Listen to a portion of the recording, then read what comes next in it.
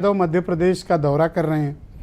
आप कहते हैं कि आप इंडिया अलायंस का पार्ट हैं, पर कांग्रेस आपको चिमटे से भी सीट निकाल के दे नहीं रही सर। देखिए, अभी नेशनल जो एग्जीक्यूटिव हुई थी कलकत्ता में, उसमें यह तय हुआ था कि जो 12 से 15 बड़े और छोटे राज्य हैं, उन सभी राज्यों में समाजवादी पार्टी को दमखम के साथ चुनाव लड़ना है। उस वक्त देखा जाए तो जो हमारा इंडिया गठबंधन है उसकी बात नहीं हो पाई थी।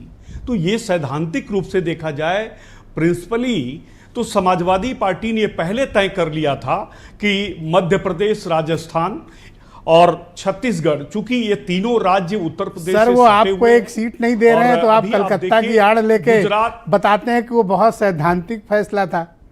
नहीं सर, हम लोग मतलब कोई ऐसा नहीं है कि सर मैं कोई ऐसे ही आ गए हैं ये पार्टी, ये एक मिनट, ये राष्ट्रीय कार्य समिति कार्यकारिणी के ये डॉक्यूमेंट्स हैं, इसमें साफ साफ मेंशन है। मैं समझता हूं कि भारत समाचार के पास आपको अंदाजा था क्या कि इस तरह के सवाल होंगे, तो आप कागज पत्तर के साथ आए हो?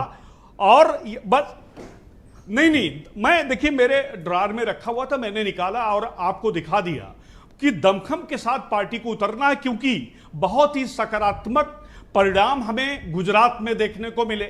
महाराष्ट्र में हमारे 2-2 विधायक हैं।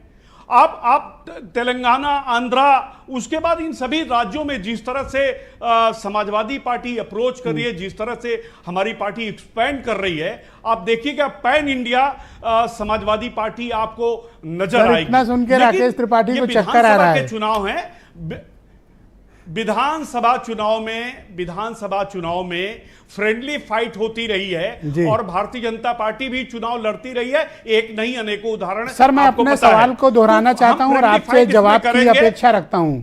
जी, आप इंडिया अलायंस का पार्ट हैं। जी। इंडिया अलायंस में आप और कांग्रेस एक साथ हैं। जी। क्या कांग्रेस आपको मध्य प्रदेश में एक भी सीट नहीं दे रही है?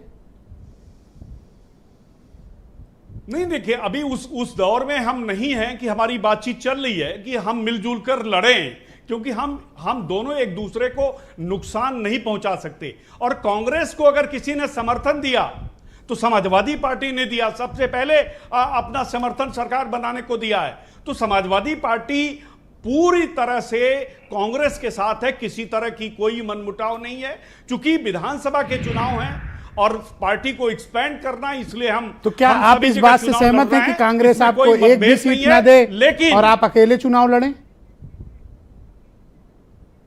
कोई बात नहीं है, हम चुनाव लड़ेंगे। चुनाव तो देखिए, हम भी राजनीतिक दल हैं, आम आदमी पार्टी भी राजनीतिक दल है, देश में सभी राजनीतिक दल, अगर लोकतंत्र जीवित रहा तो निश्चित तौर से सभी दल विधानसभा में लड़ेंगे। लेकिन एकजुट होकर 2024 में आईपी सिंह जी, मैं एक प्रश्न करना चाहता हूं। जिस तरह से चांद पर गड्ढे हैं, अरे एक मिनट, जिस तरह चांद पर गड्ढे हैं, उसी तरह प्रधानमंत्री, 75 वर्षीय प्रधानमंत्री के चेहरे पर बहुत गड्ढे हो गए हैं। एक सवाल करना चाहता हूं, खुरदरा हो गया है, गड्ढे से इतर, उसमें घोटाले हो गए हैं। एक सवाल, उसमें बड़े स्कैम खुलकर नजर आ रहे हैं। आईपी सिंह जी, और प्रधानमंत्री का चेहरा जिस तरह से प्रधानमंत्री और अमित शाह, एक मिनट, जिस तरह से वो बुलडोजर बीजेपी के सभी नेताओं पर चला रहे हैं, जिस तरह मध्य प्रदेश में शिवराज सिंह ने कहा कि अपने पीएस से लेके चीफ सेक्रेटरी से लेके सबको, त्रिपाठी जी वेट करिएगा, आपके पास तसल्ली जवाब दिया।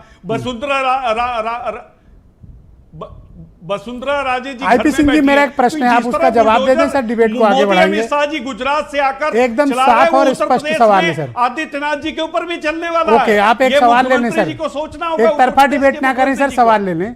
सवाल यह है कि आप मध्य प्रदेश में बहुत कमजोर हैं, इस कारण आपको कांग्रेस वहां पर एक भी टिकट, एक भी सीट देना नहीं चाहती। क्या यही फार्मूला आप कांग्रेस के साथ उत्तर प्रदेश में लगाएंगे? समाजवादी पार्टी बड़े दिल के साथ चुनाव लड़ती है और हमारे राष्ट्रीय अध्यक्ष माननीय अखिलेश जी ने कहा है कि जो भी परिस्थितियां होंगी उत्तर प्रदेश में, लेकिन हम मिलजुल कर लड़ेंगे।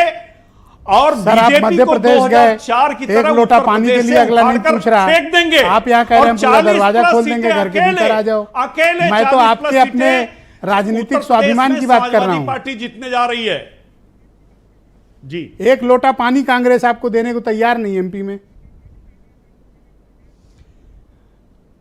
देखिए ब्रजेश जी, आप कुछ भी कहिए, कोई फर्क देश में नहीं कोई पड़ने बात वाला नहीं है। सर।